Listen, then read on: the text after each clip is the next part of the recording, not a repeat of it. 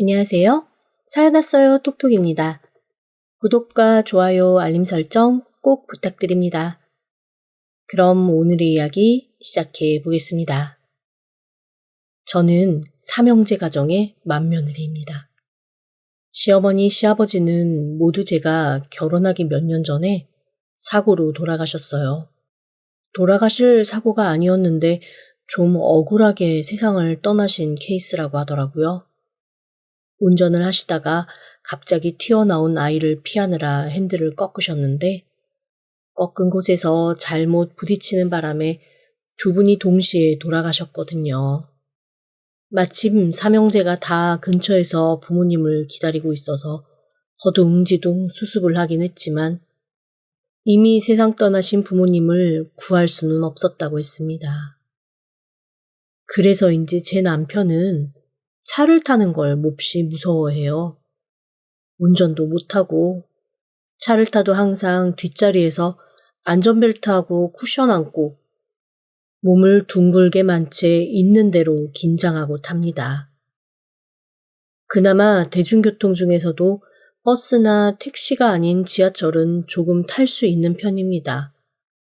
한마디로 바퀴 굴러가는 땅에서 움직이는 것들을 영 못하는 거죠. 남편이 그러더라고요. 부모님이 사고로 돌아가신 다음부터는 나는 차가 제일 무서워. 차만큼 무서운 게 없어. 그래서 차는 진짜로 못하겠어. 근데 사실 저도 이해를 못하는 건 아니어서 남편이 그런 얘기를 할 때마다 뭐라고 할 생각은 없습니다. 각자 본인이 가지고 있는 트라우마가 있는 거니까요. 저 같은 경우는 오히려 드러나는 남편의 트라우마보다 더 심각한 트라우마가 있거든요.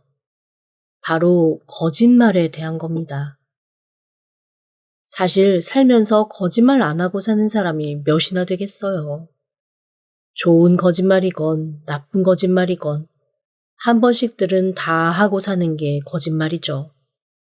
하지만 저는 정말 거짓말에 대해서는 두드러기가 나고 구토가 나올 정도로 너무너무 그게 싫습니다. 그 시작은 저희 아빠였습니다. 아빠는 정수기 영업을 하시는 분이었습니다.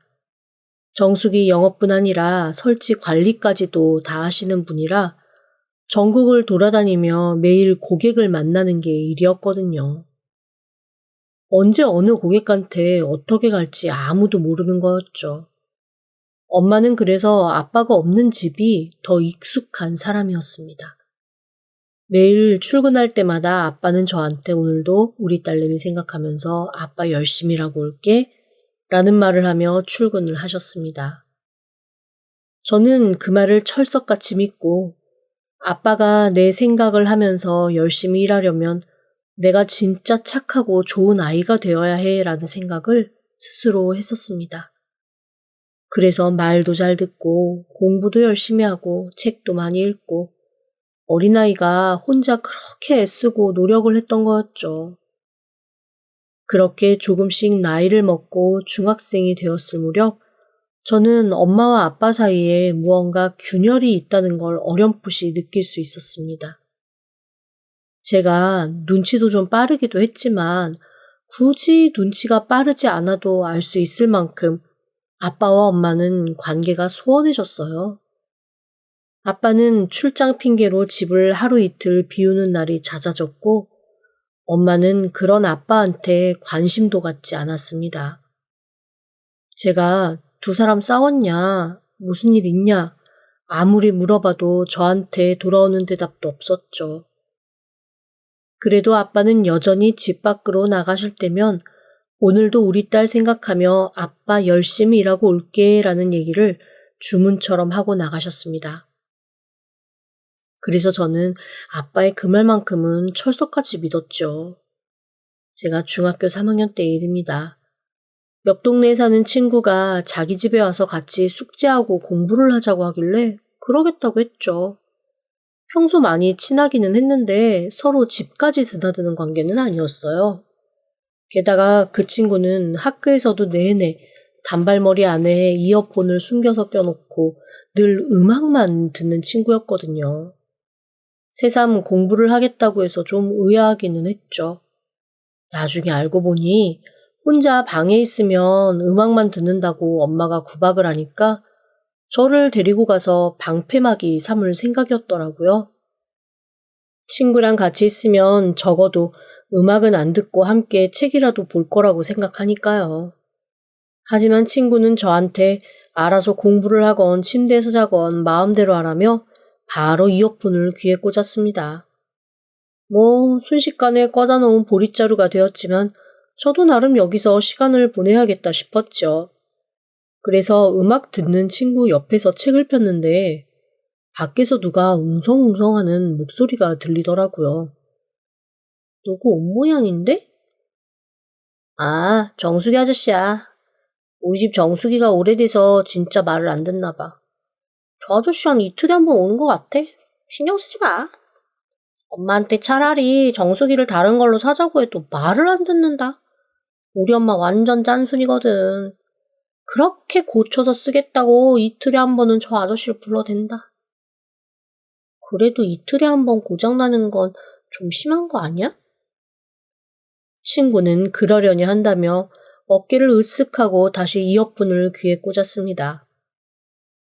저도 그런가 보다 하며 공부를 막 시작하려는데 그때 제 귀에 훅 들어오는 목소리가 하나 있었습니다. 순간 이 목소리를 친구도 들었을까 싶어 휙 뒤돌아봤는데 다행히 친구는 귀에 이어폰을 계속 꽂고 있더라고요. 홀로 문 밖에서 나는 소리에 귀를 기울였습니다. 아우, 정말 왜 이래? 우리 딸내미랑 딸내미 친구랑 저 안에서 공부하고 있다고. 안 들려. 이렇게 작게 말하는데 뭐가 들리겠어. 그리고 문 열리는 소리 들리면 그만하면 되지. 그나마 이렇게 하는 데이트도 못하면 나는 무슨 낙으로 사나. 아우, 말 조심하라니까. 데이트는 무슨 데이트야. 아우, 빨리 정수기 물이나 틀어. 그 물소리 맞춰서 하던 거나 하게. 그럴까? 저는 친구에게 필담으로 잠깐 나가서 화장실 다녀오겠다는 메시지를 썼습니다. 음악에 심취해 있던 친구는 제가 쓴 필담을 흘끗 보고 고개를 끄덕이며 아예 본격적으로 볼륨을 키우고 음악을 듣기 시작하더라고요. 저는 음악에 심취한 친구를 그대로 두고 살짝 방문을 열고 밖으로 나갔습니다. 그리고 충격적인 광경을 보게 되었어요.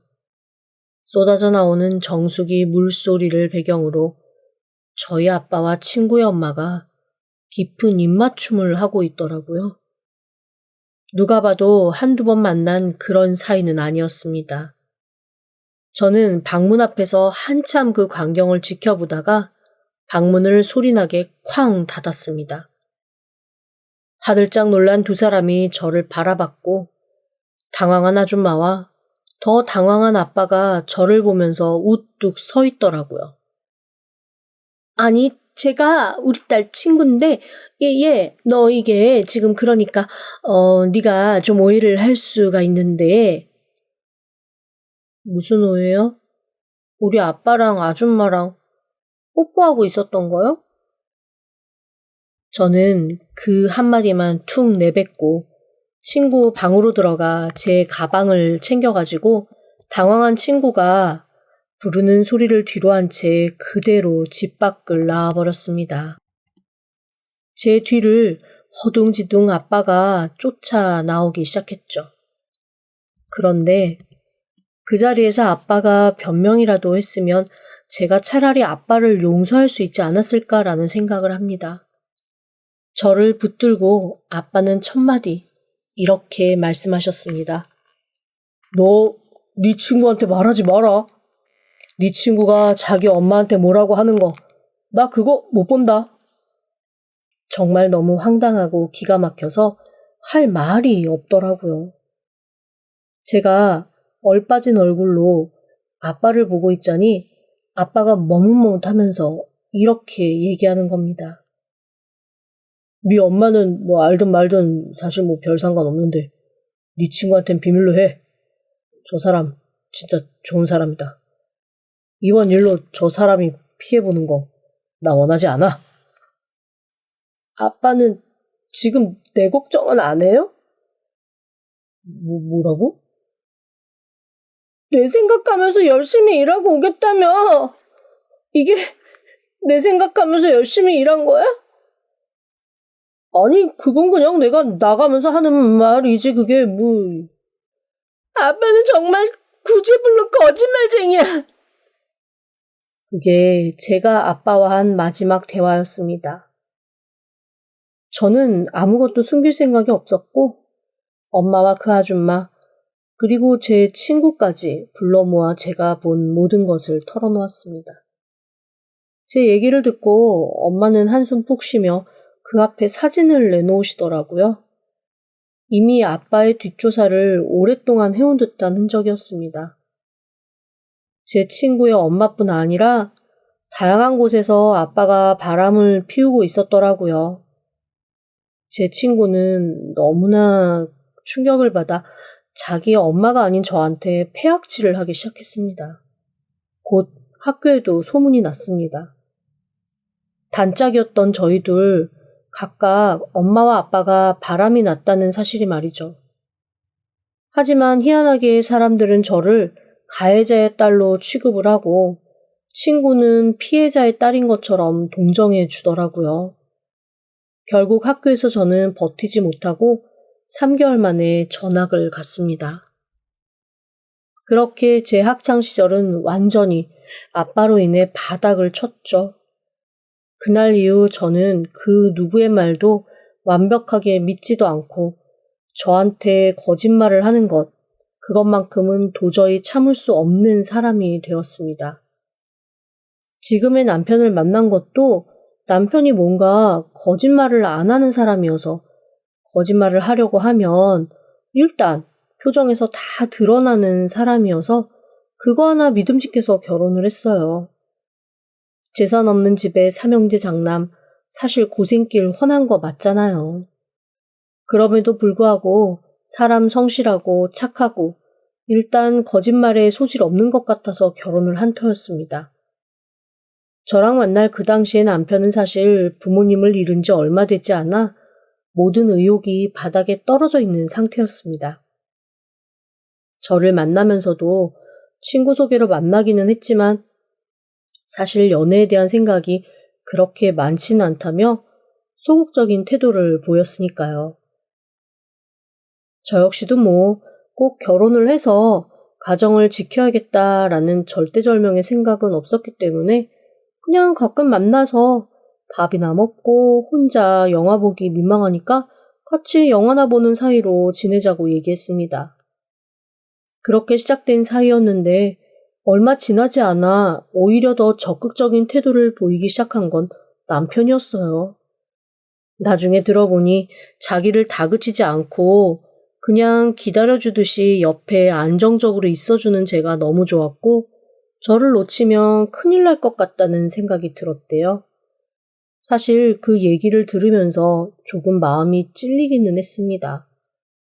제가 그러려고 그런 게 아니라 그냥 정말 큰 관심 없이 무난하게 지내려고 했던 것 뿐이었는데 그게 그런 식으로 상대방한테 받아들여질 수도 있었다는 건 그때 처음 안 거죠. 그렇게 저희는 3년의 연애 끝에 결혼을 했습니다. 사실 결혼을 결정하면서 가장 고민했던 건 남편의 직업이었어요. 남편이 딱히 뚜렷한 직업이 없는 상태였거든요. 다만 사람은 성실해서 어디서든 어떻게 돈을 벌어오기는 했습니다. 그런데 자동차도 잘 못하고 자기가 운전을 해서 어딘가를 막 다닐 수 있는 것도 아니니 할 수 있는 일이 좀 한정적인 듯 했어요. 지하철이나 도보로 이동을 해서 몸을 쓰는 일들을 주로 하는 것 같더라고요. 신혼 초에는 남편이 종종 다쳐오는 게 너무 속상하고 마음이 아파서 차라리 일 그만두고 집에서 공부라도 해라라는 얘기를 한 적도 있습니다. 뭔가 공부를 해서 제대로 된 곳에 취직을 할 수 있으면 그걸 좀 늦더라도 그 길을 가는 게 맞다는 생각이 들었거든요. 그런데 그때 남편이 이렇게 얘기하더라고요. 나는 정직하게 돈 벌고 싶어. 무슨 소리야? 공부해서 회사 들어가면 그게 정직하게 돈 버는 게 아니야? 예전에 아버지가 이런 말씀을 하신 적이 있어. 회사에 다니는 사람들이 대부분 월급을 꽁으로 받아가는 월급 루팡이래. 월급 루팡? 그건 또 무슨 소리야? 회사에 8시간 출근하면 그중에 정작 일하는 시간은 2시간도 안 된다는 거지. 나머지 시간에는 괜히 다른 짓 하거나 밖에 나가서 직원들이랑 수다 떨거나 그렇게 일하는 척을 잘하는 사람이 오히려 회사에서는 일 잘하는 사람인 것처럼 인정받는다고 하더라. 그래서 사실 월급값 제대로 하는 사람 별로 없다는 얘기를 하신 적이 있어. 나 그때부터 이상하게 회사라는 곳은 다니고 싶지가 않더라. 왠지 회사에 다니는 건 거짓으로 돈 버는 것 같아서 말이야. 아니, 뭘 그렇게까지 생각해. 어떻게 사람이 쉬지 않고 8시간을 계속 일해. 그리고 어떻게 월급 받는 만큼을 돈 계산을 해가지고 그만큼을 다 일로 갚을 수 있겠어? 그냥 적당히 쉬어가면서 그렇게 사는 거지. 무슨 그런 걸 얘기를 해? 내가 듣기엔 완전히 핑계인데? 아니야, 절대 핑계는 아니야. 만약에 그럴 거면 내가 지금처럼 이렇게 몸 다쳐가면서 일을 하겠어? 나는 몸으로 하는 일이 진짜 정확한 것 같아. 예를 들어 농부도 1시간 동안 밭고랑을 하나 맨다면 정직하게 1시간 동안 밭고랑 하나 분량의 일을 하는 거잖아. 그런 식으로 나는 정말 정직하게 일하면서 그 돈으로 먹고 살고 싶어. 남편이 의도한 건 아니었겠지만 그 정직이란 단어, 저한테는 정말 중요한 단어거든요. 그렇게까지 얘기하는데 제가 더 이상 그 사람한테 제 의견을 받아들이라고 우길 수가 없었습니다. 본인이 정직하게 일을 하고 싶다는데 그걸 제가 어떻게 막겠어요. 그래서 그냥 그럼 그렇게 해라 라고 얘기를 한 상태였죠. 희한하게 그래도 살림할 수 있을 정도의 비용은 늘 벌어오더라고요. 그런데 이게 참 가정교육이라는 게 중요한 건지 남편뿐만 아니라 시동생 둘도 회사 다니면서 일하는 것 자체를 자기네들이 꼭 사기치는 것 같다고 정직하게 일하고 싶다 하더라고요. 그래서 다들 제 남편처럼 몸으로 하는 일을 찾아서 하며 먹고 살고 있었습니다. 대체 돌아가신 시부모님이 자녀들한테 어느 정도로 정직한 삶을 강조하셨으면 삼형제가 다 저렇게 몸을 쓰는 정직한 일을 하겠다고 결심을 하고 살아가는지 한편으로는 놀랍고 다른 한편으로는 희한하기도 했습니다. 그러던 어느 날입니다. 집에서 남편이 돌아오길 기다리며 찌개를 끓여놓고 있는데 갑자기 급박하게 둘째 시동생이 저한테 전화를 했더라고요. 제 남편이 크게 다쳐 병원에 들어갔다는 겁니다. 너무 놀라서 다 내려놓고 급하게 병원으로 뛰어갔습니다. 응급실 침대에 누워있는 남편은 딱 봐도 엄청 크게 다친 것처럼 피투성이었어요. 제가 너무 놀라 가까이 다가가지도 못하고 그 자리에 우뚝 선 채 손발을 덜덜 떨고 있는데 의사 한 사람이 다가와 저한테 이러더라고요. 아, 저 피는 상대방이 출혈을 일으키면서 묻은 피도 많습니다. 남편분이 다 흘리신 거 아니에요? 저희가 지금 환자복을 드리기 전이라 조금 당황스러우실 수 있을 텐데 환자분 생각보다 많이 다치지도 않으셨고 위험한 상태도 아닙니다. 너무 걱정하지 마세요. 그 말을 듣고 가까이 다가갔더니 아니나 다를까 남편은 의식도 있고 생각보다 많이 다치지 않은 상태더라고요. 여보, 이게 무슨 일이야? 어쩌다 이렇게 된 거야? 아니, 차가 달려오길래 그거 피하려다 확 넘어졌는데, 그 차가 내 쪽으로 와서 들이받는 바람에 조금 더 굴러서 좀 다쳤어. 세상에 정말 큰일 날 뻔했잖아. 아니 대체 누구 차가 달려든 거야? 누가 운전을 그따위로 해? 울컥 화가 올라와서 씩씩거리고 있는데 경찰이 다가왔습니다. 알고 보니 남편을 다치게 한 운전자가 완전 만취 상태였는데 그 상황에서도 글쎄 남편이 그 남자를 차 밖으로 끌어내서 심폐소생술을 했다는 거예요. 그 남자가 흘린 피가 남편한테 묻었던 거죠. 경찰에서 남편에게 몇 가지 묻고 나자 남편은 링게를 빼고 집에 가겠다고 하더라고요. 무슨 소리야? 어쨌거나 교통사고인데 치료받고 저 사람들한테 보상도 받아야지. 괜히 일 크게 만들지 마. 어차피 음주라서 보험 처리만 보면 한계가 있어. 그냥 똥 밟았다 생각해야지. 보험으로 안 되면 개인적인 보상이라도 받아내야지. 당신 아무리 사람이 착해도 이건 아니지. 아유, 괜찮다니까. 너무 걱정하지 말고 집에서 그냥 한 2, 3일 좀 뜨끈하게 해놓고 쉬면 될 것 같아. 진짜, 응? 너무 걱정하지 마라, 응? 그렇게 남편은 급구 병원을 나와 집으로 향했습니다. 아니 누가 쫓아오는 것도 아니고 가해자 가족들과도 마주치지 않으려고 하는 그 모습을 보며 한편으로는 속이 상하더라고요. 사람이 그저 착하기만 하면 한없이 손해보고 사는데 이 사람 그냥 이렇게 착해 빠지기만 해서 어떡하나 싶은 생각도 들고요. 교통사고가 후유증이 만만치 않을 텐데 앞으로 몸쓰는 일 하는 사람이 괜찮으려나 하는 걱정도 들었습니다. 남편은 2주 정도 집에서 요양을 했습니다. 참 형제간에 우애가 좋다고 평소에도 느꼈지만 새삼 또 느낄 수 있었던 건 뻔질나게 드나들며 남편에게 좋은 먹거리를 사다 나르는 시동생들 때문이었어요. 곰탕에 사골국에 제가 뭘 할 것도 없이 얼마나 좋은 것들을 사다가 나르는지 그 형제들 사이에 제가 도저히 낄 자리가 없는 것처럼 느껴질 정도였습니다. 그렇게 동생들의 지극정성 어린 간호를 받고 남편은 건강을 회복했습니다. 제 마음 같아서는 조금 더 쉬었으면 좋겠는데 부득불 일을 하러 나가겠다고 우기고는 또 일을 하러 나가더라고요. 그렇게 몇 달이 또 지났을 때의 일입니다. 이번에는 둘째 시동생이 다쳤다며 연락이 온 거예요. 아니 대체 이게 무슨 일인가 싶어 또 병원으로 호다닥 뛰어갔습니다. 이번에도 남편과 상황이 비슷했어요. 대신 상대방 운전자가 남편을 쳤던 것처럼 심한 음주 상태가 아니라 인지 능력은 다 있는 상태였는데 그 사람이 허둥지둥하며 자기는 잘못이 없다. 이 사람이 갑자기 골목에서 튀어나온 게 잘못이다. 술도 얼마 안 마셨다. 막 변명을 하더라고요. 제가 너무 화가 나서 술을 많이 마셨건 적게 마셨건 일단 마셨다는 것 자체가 잘못된 거 아니냐며 드립다 대고 따졌습니다.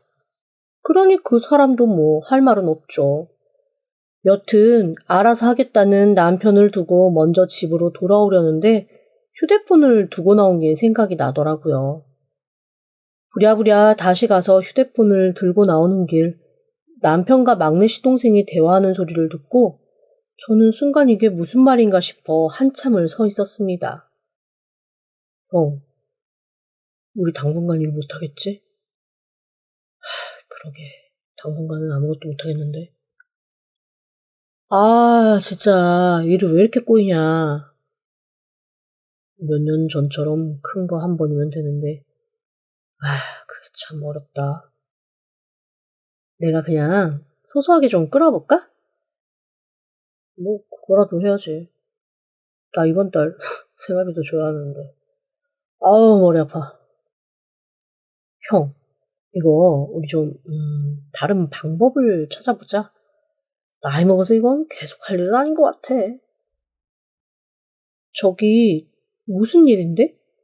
무슨 방법을 찾겠다는 거야? 당신들 무슨 일 하는데? 여보. 당신이 왜? 아니야, 아무것도. 그냥 우리 셋이서 저 동업을 한번 해볼까 했었는데, 이게 지금 마음대로 안 돼서 고민하던 차였어. 동업? 무슨 가게 같은 거 하려고? 우리도 뭐 언제까지나 몸 쓰면서 일할 순 없으니까. 에휴, 가게 같은 거 해보려고 생각하고 있었지. 좀 더 구체화되면 얘기할게. 너무 걱정하지 마. 남편은 그렇게 말을 얼버무리며 저를 들여보냈습니다. 그런데 여자의 느낌이라는 게 있잖아요. 이거 뭔가 찜찜하니 속이 시원치가 않더라고요. 그래서 그동안 한 번도 뒤져보려고 생각하지 않았던 남편의 책상 서랍을 뒤지기 시작했습니다. 그리고 그 안에서 저는 충격적인 자료 하나를 발견했어요. 그 자료를 보고 어떻게 해야 하나 그때부터 깊은 고민이 시작됐죠. 남편이 하려던 사업이 뭔지 알게 됐거든요. 왜 남편이 저한테 말을 안 했는지도 알았습니다. 제가 남편을 적극적으로 도와줘야겠더라고요. 제대로 잘 살 수 있게 말이죠. 결혼하고 처음으로 그달 남편은 저에게 생활비를 갖다 주지 못했습니다. 너무너무 미안해하길래 제가 당신이 무슨 일을 하는지 아니까 거기에 나도 끼워달라고 내가 도울 수 있는 건 최대한 돕겠다고 했습니다. 그러자 남편이 저를 가만히 보면서 그 얘기 진짜냐며 제 의중을 몇 번씩 물어보더라고요. 남편이 일인데 제가 왜 못 돕겠어요? 그래서 남편한테 충분히 할 수 있고 당신이 하는 일이면 최선을 다해 돕겠다고 얘기했습니다. 그러자 그날 저녁 막내 시동생이 저희 집에 찾아와서 이렇게 얘기하더라고요. 형수님, 정말로 일을 좀 도와주실 수 있겠어요? 당연히 도와드릴 수 있죠. 그래요? 그러면 저 형수님 몸 좀 빌릴 수 있을까요? 막내 시동생의 말에 저는 가만히 막내 시동생을 바라보다가 고개를 끄덕였습니다. 내가 할 수 있는 건 다 할게요. 제 표정을 보고 남편과 시동생은 조심스레 계획을 털어놓았습니다. 저는 그 두 사람의 얘기를 가만히 듣고 그 두 사람이 시키는 대로 하겠다 했습니다. 그리고 이틀 뒤 저는 두 사람이 말한 골목에 서서 신호가 오기를 기다리고 있었습니다. 시동생이 전화를 해서 다급하게 지금 출발한 하얀 차라고 말하더라고요. 골목 안에 몸을 숨기고 있다가 그 차가 다가왔을 때 빠르게 뛰어나가 차 앞으로 몸을 날렸습니다. 쿵! 바닥에 쓰러지던 순간 남편과 시동생이 달려와 저를 일으켜 세웠고 차 안에서는 덩치가 산더미 같은 남자 하나가 나왔습니다. 여보! 아이고 내만 돌아 죽네 죽어. 야, 너 술 마셨지? 술 마시고 운전했지?